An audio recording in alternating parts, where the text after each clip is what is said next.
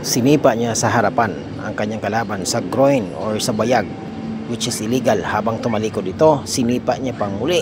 Ganon siya kawalang respeto sa kanyang kalaban, nasasaksihan ng mga manonood sa loob ng arena.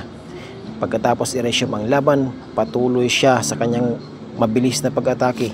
He is taking advantage now doon sa injured niyang kalaban.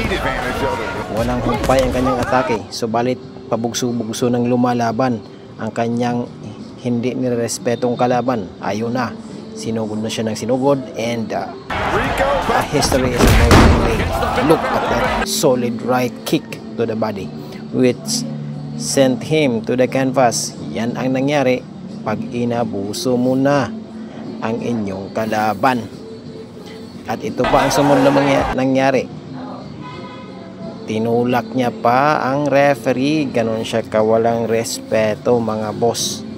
And as the fight continues, patuloy na sa pag-atake, nakuha na ng momentum itong kanyang inaabusong kalaban until the win went to his abused opponent.